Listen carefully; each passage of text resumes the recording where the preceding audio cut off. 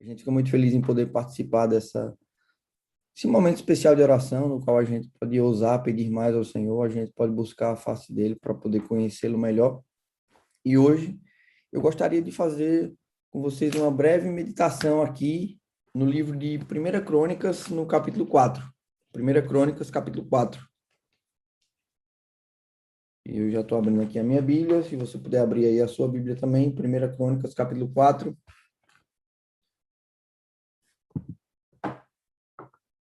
Muito feliz, Pastor Paulo, em poder participar aqui junto com vocês.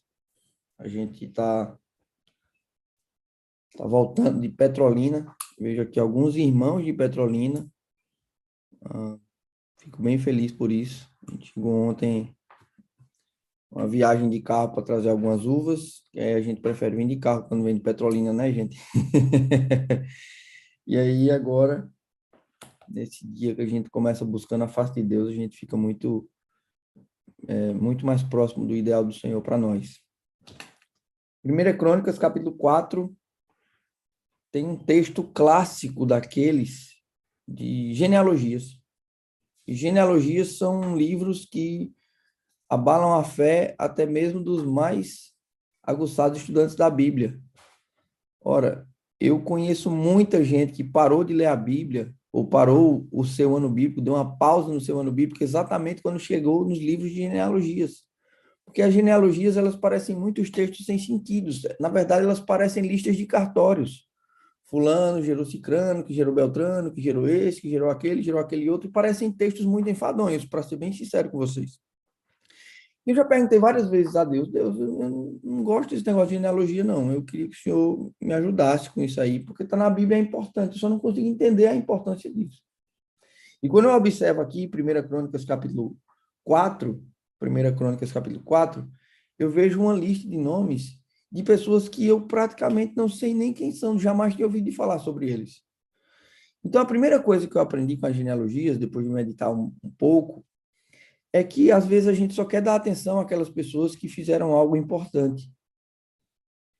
E às vezes fazer algo importante para nós se traduz em grandes realizações. O Brasil inteiro ontem parou para dar atenção nas redes sociais a uma garotinha de 13 anos que fez algo excepcional.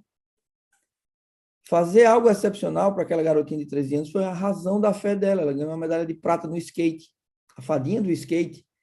E agora o Brasil inteiro quer seguir ela, quer falar sobre ela, e virou moda falar sobre uma garota que fez algo diferente do que as outras garotas fazem.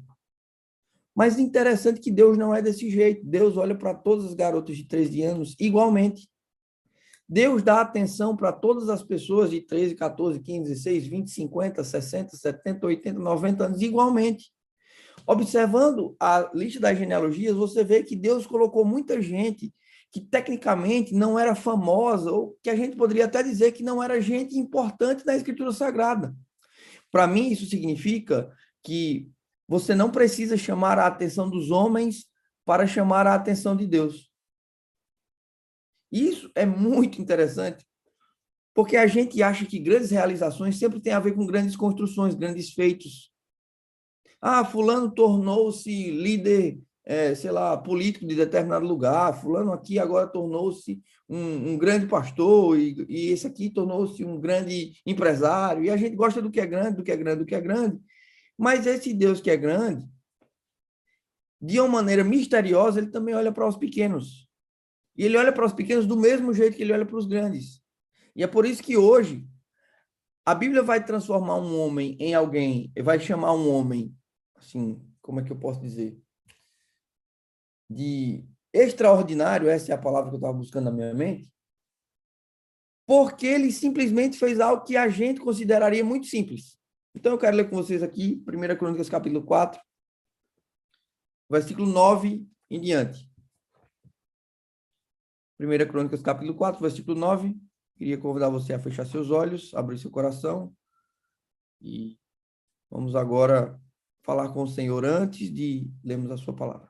Pai Celestial, nós estamos aqui hoje reunidos, Senhor, de forma online, para que o Senhor possa ser glorificado. O Senhor sabe que nós não temos nada que nos recomende que não seja o nosso grande Salvador, Cristo Jesus. Todos nós somos pequenos, miseráveis, todos nós somos pecadores. A Bíblia diz que não há quem busque, não há um sequer. E a tua palavra diz que é o Senhor que opera o querer e o efetuar. Então, até o fato da gente estar aqui foi o Senhor que nos trouxe, foi o Senhor que nos atraiu. Então, agora, Senhor, por favor, nos possibilite ouvir a tua palavra. Nos possibilite, Senhor, nos possibilite de verdade. Porque sem a tua presença, isso aqui de nada vale. Então, nos ajuda e nos abençoe nesse momento, em nome de Jesus. Amém. 1 Crônicas, capítulo 4, versículo 9, diz assim, ó. Foi Jabes mais ilustre do que os seus irmãos. A Bíblia começa dizendo agora que alguém, eu acabei de fazer um grande discurso sobre genealogias, dizendo que Deus gostava das pessoas, ou que Deus se agradava das pessoas igualmente, que ele não simplesmente se limitava a contar a história daqueles que faziam coisas grandes, mas também daqueles que não teriam grandes feitos, grandes realizações. Mas a Bíblia começa agora me dizendo que eu vou falar a história de um homem que foi mais ilustre do que os outros. E a Bíblia diz que Jabes foi mais ilustre do que os seus irmãos por algumas razões. E a primeira dessas razões, a Bíblia me diz que é porque, quando ele nasceu, sua mãe lhe deu o nome de Jabes, dizendo, com dores dei à luz. A primeira marca da história de Jabes é a dor. Desde o dia do seu nascimento, as pessoas começaram a olhar para ele como se fosse alguém que carregava consigo a dor. As pessoas observavam a história de Jabes e diziam assim, meu Deus, esse menino já entrou no mundo trazendo a dor.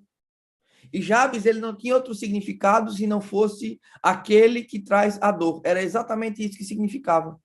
Então, o homem que trazia a dor, ou o doloroso, ele teve que passar por um processo de autoaceitação dentro da sua família. Porque a própria mãe dele, eu quero que vocês entendam, a mãe dele olhou para ele e falou assim, esse menino, para mim, ele representa a dor. Isso significa que a história dele começa toda errada, a história dele começa ruim, a história dele começa de um jeito inesperado, porque uma mãe colocar palavras, associar o seu filho com palavras de dor. Talvez você que está aqui me assistindo hoje seja alguém que foi marcado pela dor. Não simplesmente pela dor que você sente, porque infelizmente a gente gosta muito de falar da dor que a gente sente. Mas eu quero dizer que também a gente é responsável pelas dores que a gente causa. Infelizmente, Jabes não tinha nada a ver com isso, mas no fundo, todos nós viemos para esse mundo trazendo dor. Todas as nossas mães sentiram dor. Todas as nossas mães sentiram dor. Amém? Claro, tem aquelas que marcaram cesárea com medo da dor um pouquinho antes, mas depois que o menino nasceu, ela ficou cheia de dor também, do mesmo jeito. Eu quero que vocês entendam que a existência da humanidade, ela é marcada pela dor. E todos nós, assim como Jabes, somos pessoas que vieram ao mundo trazendo dor. A questão é que a mãe de Jabes tinha uma visão hiperrealista da vida. E ela olhava para o seu filhinho e dizia assim, esse daqui traz mais dor do que os outros. Isso deve ter acarretado na vida dele situações que são muito adversas, porque todo mundo que olhava para o pequeno Jabes associava ele com essa tragédia. Ali vai o doloroso, ali vai aquele que carrega a dor. Ei, olha, ei, doloroso, doloroso. É porque menino, você sabe como é que meninos são, né? Mas o menino, ele, pelo amor de Deus, não tem jeito. E a Bíblia diz que agora a largada desse homem na Bíblia está associado com a causa negativa. A maneira como ele entra na história tem algo que nos diz que ele tinha tudo para dar errado, porque a própria mãe dele associava ele com coisas negativas. Ele larga mal. Sabe quem também larga mal, agora que a gente está em clima de Olimpíadas? Um dos maiores velocistas do mundo, chamado Usain Bolt. Usain Bolt foi desaconselhado várias vezes a continuar em sua carreira de velocista. As pessoas olhavam para ele e diziam assim, você tem um corpo projetado para maratona. Você não pode ser um velocista. Isso acontece porque os velocistas, eles são menores e eles têm as pernas mais grossas, para poder ter explosão, excepcionalmente na hora da saída. Eles diziam assim, era um paradigma anterior. Quem larga bem, quem sai na frente ganha a corrida. E o Usain Bolt, ele era muito alto, bem mais alto que o padrão normal. Então, como eles começam encurvados, você sabe que eles começam encurvados a corrida, ele demorava muito tempo para ficar completamente ereto, que é onde os velocistas alcançam a sua velocidade máxima. E o Usain Bolt agora passa a sua vida inteira escutando, você não tem o corpo de um velocista. E as pernas dele, sim, não eram pernas que eram musculosas, tanto quanto as dos outros competidores que venceram essas provas anteriores a ele. Só que o Usain Bolt tinha pernas longas. Isso dava para ele passadas de aproximadamente 2 metros. O homem era muito mais rápido do que todos os outros. Mas tem um detalhe. Usain Bolt, que quebrou o recorde mundial na Olimpíada de Pequim, e alguém que se tornou um dos maiores velocistas da história da humanidade, Usain Bolt sempre largava em último, ou entre os últimos. Ele era o pior na largada. Mas deixa eu contar uma coisa que eu aprendi com Jabes e com Usain Bolt para você. Presta atenção. Presta atenção nisso aqui que eu vou te falar. Não importa como você começa a sua história. O que importa é como você termina ela. E Jabes, ele se rebelou contra as circunstâncias. Jabes, ele se rebelou contra as circunstâncias e ele fez algo extremamente perigoso. Eu quero desafiar você a fazer algo perigoso. Eu quero desafiar você a se rebelar contra as circunstâncias. Eu quero desafiar você a se rebelar contra o que estão dizendo de você por aí. E a Bíblia me diz aqui no versículo 10 que Jabes invocou ao Deus de Israel. Mas a nova versão internacional diz que Jabes orou. Invocar a Deus e orar são exatamente a mesma coisa. E é interessante que as pessoas que entram para a história é exatamente porque elas fizeram grandes coisas. Grandes coisas. Presta atenção. Santos Dumont inventou o avião e o relógio de pulso também, né? Entre tantas coisas. Leonardo da Vinci, ele foi o pintor da Mona Lisa. Michelangelo, não, cara, ele pintou a Capela Sistina. Oscar Niemeyer, não, ele fez as edificações mais bonitas do Brasil. E aí a gente vai, Bill Gates, Mark Zuckerberg, Nikola Tesla, e a gente vai, por aí vai. Elon Musk, Jeff Bezos, eles são os grandes. A gente conta a história da perspectiva de quem fez grandes coisas. E agora Deus vai dizer assim, agora Jabes, ele foi tão ousado que o que é que ele fez? Ele orou. Olha só, que coisa. Qual foi o grande feito que marcou a história de Jabes? A oração. Oração. E não foi uma oração simples, porque orar todo mundo ora. Então eu queria meditar com você em alguns pontos da oração de Jabes nesse momento. A Bíblia diz assim, ó. Jabes invocou ao Deus de Israel, dizendo, tomara que me abençoes. Até aqui, está todo mundo empatado com ele. Porque 100% das orações que acontecem no planeta Terra, a gente diz, Senhor, me abençoe. Todo mundo ora para que Deus lhe abençoe. Senhor, me abençoa, abençoa minha mãe, abençoa meu pai, abençoa minha vida, abençoa meus negócios, abençoa meu casamento, abençoa minha saúde, abençoa. E aí eu pensei assim, olha, a oração de Jabes não tem nada de tão extraordinário. Porque ela parece com a minha. Só que ela, lembra da característica de Jabes? Ele larga mal. Ele largou aqui de forma muito comum. Só que o próximo pedido já mostra que ele não estava para brincadeira na oração dele. E o pedido dele é, tomara que me abençoes e alargues as minhas fronteiras. Um dos sinônimos de fronteiras na língua portuguesa é limites.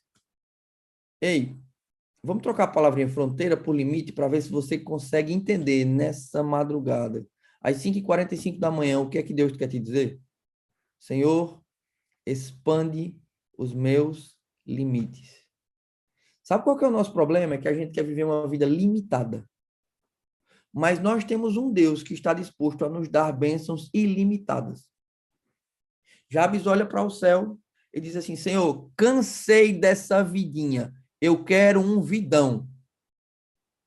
Eu preciso que o Senhor expanda os meus limites. Ou, na sua versão, alargues as minhas fronteiras. Nosso problema é que a gente ainda não entendeu que um grande Deus não está desejoso de nos dar bênçãos pequenas.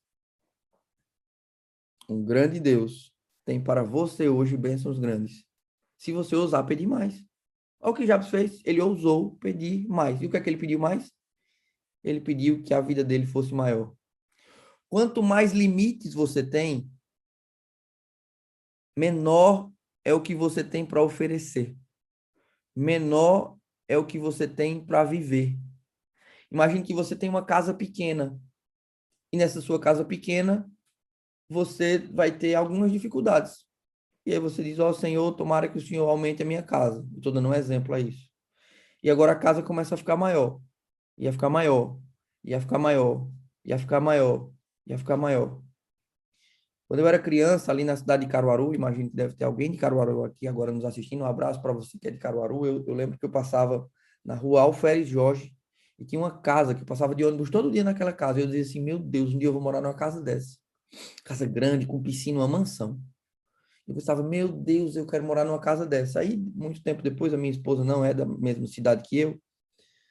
Eu fui visitar minha família, passei, era a minha rota de ir para a escola e eu, por alguma razão, refiz essa rota para chegar nesse lugar, passar por esse lugar. E aí eu estava com a minha esposa, que na ocasião ainda era minha noiva, e eu falei assim, amor, um dia eu vou morar numa casa dessa daí, uma mansão linda.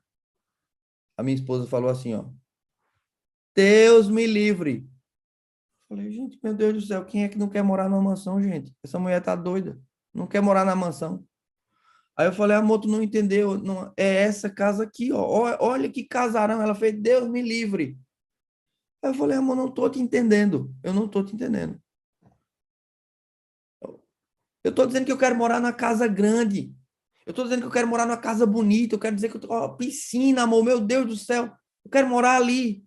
Aí ela fez, claro que você quer morar ali. Não é você quem limpa? Todas as vezes que a vida cresce, aparece mais coisa para a gente organizar. Quanto mais coisa a gente tem na nossa vida, tem mais coisas para a gente colocar sobre a nossa organização. E eu pensava, meu Deus, uma casa grande deve ser só luxo. Mas a minha esposa me chamou a atenção que uma casa grande requer desafios maiores.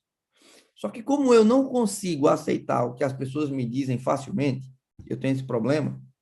Na hora que eu olhei para ela, eu olhei para ela com um olhar de desprezo, irmãos. Eu estou confessando para vocês meus pecados, que a Bíblia manda, tá? A Bíblia diz confessar os nossos pecados uns aos outros, e eu estou fazendo isso aqui. Aí eu falei, meu Deus do céu, Tauana. Tauana, tu tem um espírito muito pequeno. Não sabe que se um dia eu tiver dinheiro para ter uma casa dessa, eu vou ter dinheiro para pagar a gente para nos ajudar a limpar? E eu pensei nisso, sinceramente. Eu pensei nisso, olha, eu necessito de uma casa maior. Na verdade, olhando direitinho hoje, sem uma casa tão grande e com muitos desafios de cuidar de uma criança nessa mesma casa e de vê-la limpando, eu penso, não, Senhor, me dá uma casinha pequena mesmo. Às vezes a gente pensa isso. Sabe o que é que acontece? É que do mesmo jeito que às vezes você não quer uma casa maior para você não ter que passar muito tempo limpando, às vezes você não quer uma vida maior para você não passar muito tempo organizando ela. E é por isso que você se contenta com essa vida pequena que você tem.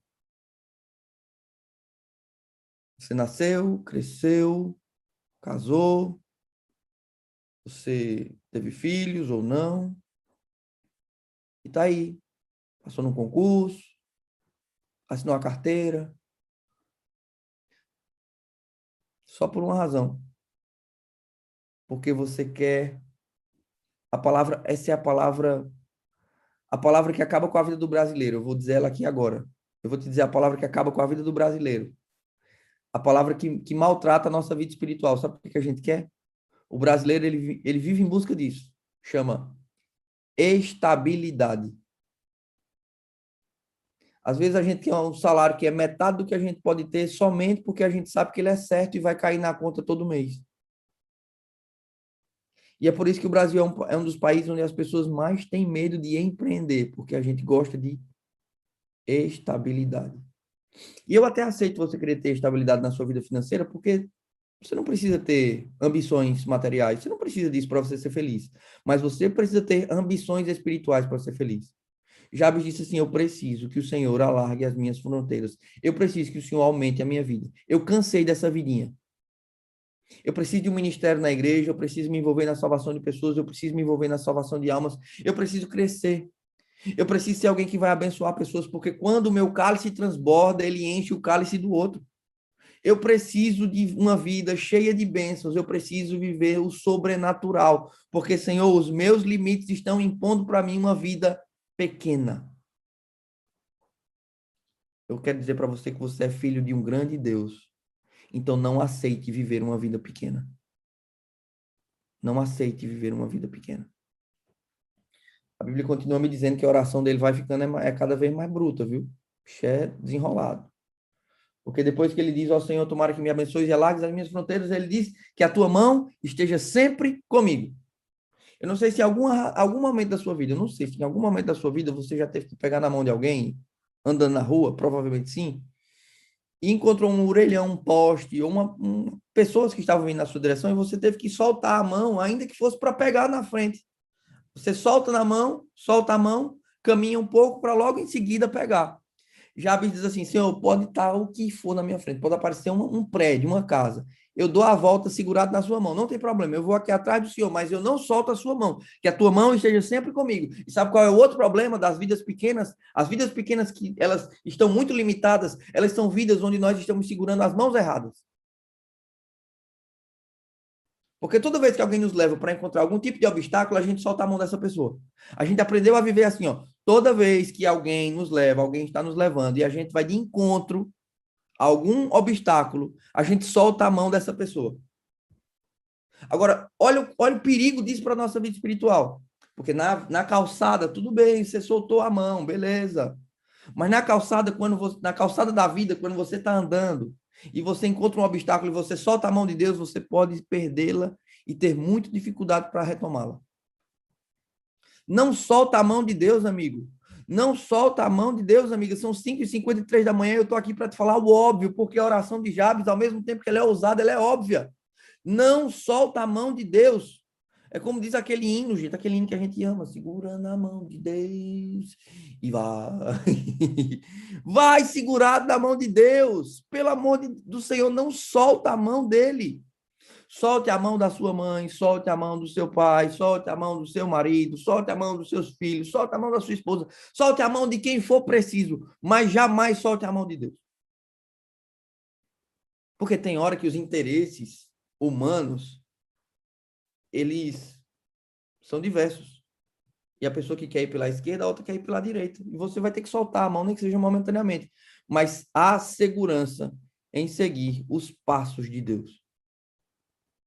E só tem uma vida ilimitada quem ousou seguir os passos de Deus. A oração de Jabes continua dizendo: que a tua mão esteja sempre comigo e me preserve. Ou em outras traduções, e me livre do mal. Me preservar do mal. Me livrar do mal. Eu acho que eu já ouvi isso em algum lugar. Quem foi que já disse isso alguma vez, gente? Quem foi? Me livra do mal, me livra do mal. Ah, foi somente Jesus. No Pai Nosso, Jesus me ensinou a orar como Jabes. Eu quero que tu entenda que a oração de Jabes é tão poderosa que Jesus vai lá e dá um Ctrl+C e um Ctrl+V. Para fazer a oração mais poderosa de todas, o Pai Nosso, para ensinar a oração modelo, Jesus disse assim: vocês lembram de Jabes? Pronto, tem aquele pedacinho da oração dele? Pronto, aquilo ali é muito importante. Me preserva do mal. Me livra do mal, Senhor. Só que a gente sempre pensa que o mal ele é externo a nós. Ele diz assim, ó, e me preserve do mal, livrando-me das dores, ou de maneira que a dor não esteja mais comigo. De maneira que a dor não faça mais parte da minha vida. Acho que você não entendeu. Porque o propósito pelo qual Jabes quer ser livre do mal me mostra de que tipo de mal ele quer ser livre. Nós, infelizmente, parece que quanto mais a gente vive uma vida pequena, mais a gente não entende o poder limitado de Deus. Nós vivemos em uma geração que há muito tempo se transformou em diabofóbica. Porque está na moda, né? Esse negócio de fóbico hoje é cristofóbico, é homofóbico, é transfóbico. Então eu acho que a gente é muito diabofóbico. A gente morre de medo do diabo. Qualquer coisinha que acontece na igreja, qualquer coisa que acontece na igreja, a gente, o diabo se levantou, o diabo se levantou, o diabo levantou. E a gente passa mais tempo falando do diabo do que de Deus. Cuidado, irmão, vigia, o diabo, o diabo, o diabo. Gente, meu Deus do céu. Pastor Paulo, eu tomei a liberdade uma vez de fazer uma pesquisa para saber quanto da Bíblia falava a respeito do diabo. E eu fui marcando todos os versos nos quais o diabo aparece. E eu me surpreendi, porque apenas 0,49%, se eu não me engano. Menos de 0,5% da Bíblia. Menos de 0,5%, pastor Elvio, dos textos da Bíblia menciona o diabo. Então, em 99,5% do tempo, Deus está falando ou de Jesus ou de pessoas. E só em 0,5% do tempo de Jesus, ele dedica da sua palavra para falar do Satanás. O Satanás é ruim? Muito. Não presta. Mas Jesus é tão ético que ele perde pouco tempo falando mal até mesmo do diabo. Mas a gente não. A gente tudo é o diabo. Cortou a luz da igreja. Foi o diabo. Não, não. Foi a companhia de energia mesmo. Provavelmente porque vocês não pagaram direito ou porque alguém, no final das contas, acabou cometendo algum tipo de erro e queimou um poste. Não sei o que aconteceu. A gente quer associar todo tipo de mal ao diabo. Mas pensa se Jonas fosse desse jeito. Ai, Senhor, eu estou aqui no ventre desse peixe, o diabo me prendeu aqui. Não foi o diabo. Imagina José, ai, Senhor, eu estou aqui no fundo do poço, eu estou no Egito, foi o diabo que me trouxe para cá. Não foi o diabo. Imagina Jesus na cruz do Calvário dizendo, Pai, pelo teu amor, livra-me desse mal, livra-me dessa dor, Senhor, porque foi o diabo que me prendeu aqui. Não foi o diabo. Não foi o diabo.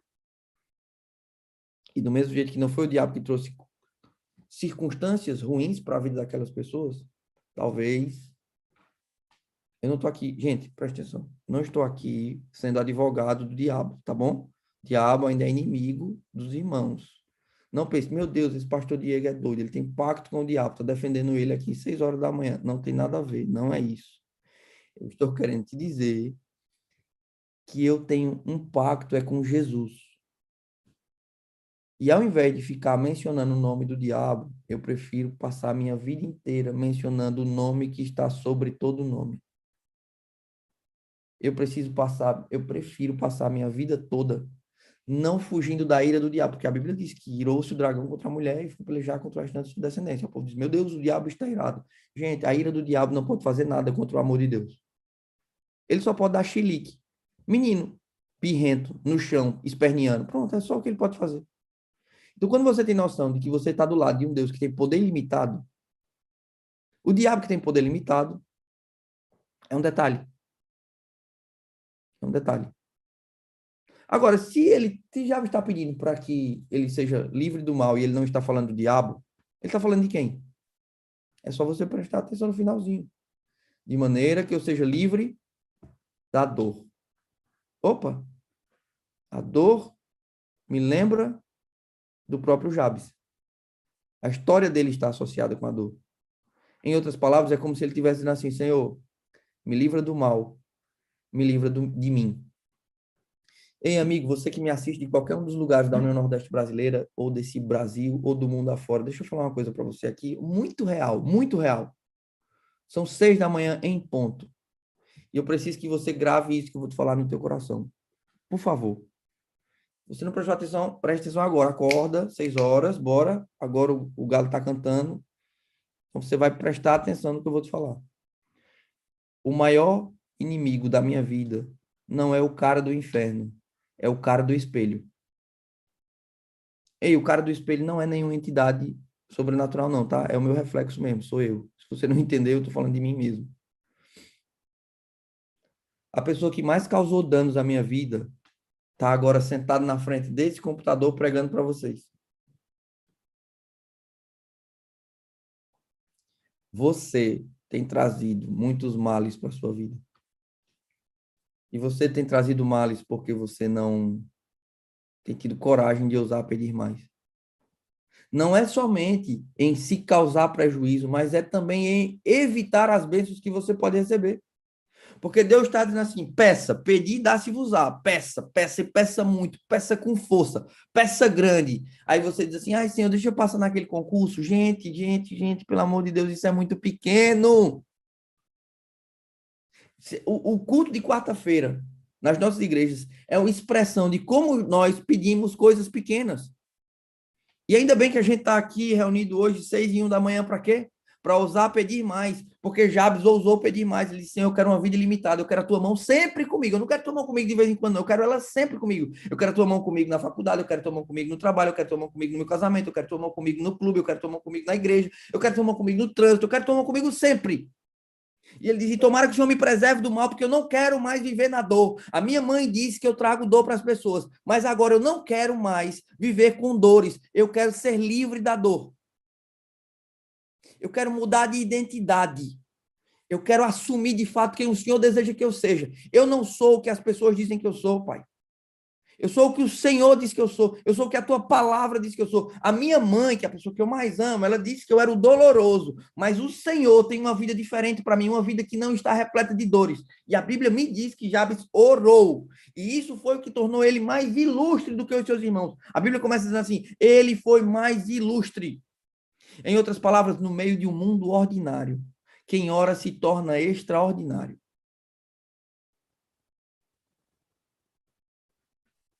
O final da oração de Jabes, no versículo 10, diz assim: olha que final simples. E Deus atendeu seu pedido. Acabou.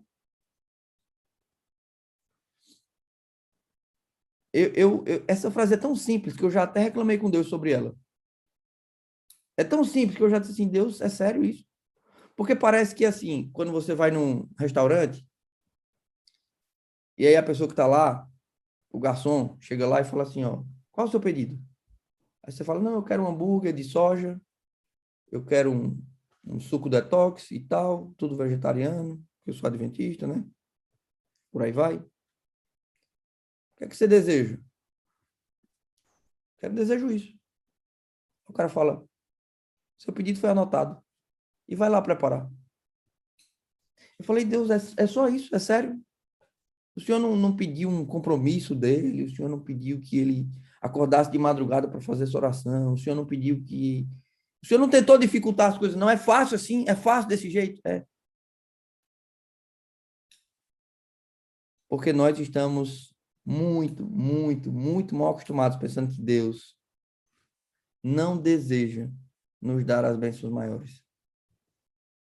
Agora, corações pequenos não estão preparados para receber grandes bênçãos. Vidas pequenas não estão preparadas para receber grandes bênçãos. Redes pequenas não estão preparadas para grandes pescas. Então, o que é que você tem que fazer? Tem que orar como Jabes. Foi Jabes mais ilustre que seus irmãos. É assim que começa a história. Por que ele foi mais ilustre? Porque ele pintou a Capela Sistina? Porque ele inventou o avião? Será que foi porque ele descobriu o propósito da matéria escura no universo? Não. Jabes foi mais ilustre porque ele orou. No hall da fama de Deus. Presta bastante atenção nisso. No hall da fama de Deus, os nomes que estão marcados são os nomes dos intercessores, daquelas pessoas que ousam pedir mais. Esse é seu desejo? Essa é a sua oração hoje? Se for, una-se a mim e vamos pedir mais ao Altíssimo. Feche seus olhos. Pai, Pai, chega, Pai, chega de vida pequena, chega de vida espiritual pequena, Pai. Chega de sair por aí e ter 5 estudos bíblicos. Isso é pequeno, Senhor, eu não quero isso. Nós queremos ver milhares. Nós queremos ver milhões. Nós queremos coisas grandes. Porque um Deus grande não está muito interessado em nos dar simplesmente coisas pequenas. Nós sabemos que o Senhor quer nos dar coisas grandes. Nós sabemos. Porque o Salmo 126, certa vez, disse que grandes coisas fez o Senhor por nós, por isso estamos alegres. Se no passado o Senhor já fez grandes coisas por nós, isso significa que no nosso presente, no nosso futuro, o Senhor está disposto a nos encher de grandes coisas. A nossa oração agora é para que o Senhor nos ensine a orar como Jabes, a não aceitar a nossa condição, a não aceitar o nosso passado. E agora no presente a modificá-lo, dizendo, Senhor, me dá uma vida sem limites, que a tua mão esteja sempre comigo e que o Senhor nos preserve do mal para que a gente não viva mais essa vida de dores. Abençoe todas as pessoas que se uniram hoje para interceder e para orar nessa manhã. É a oração que nós fazemos em nome de Jesus. Amém.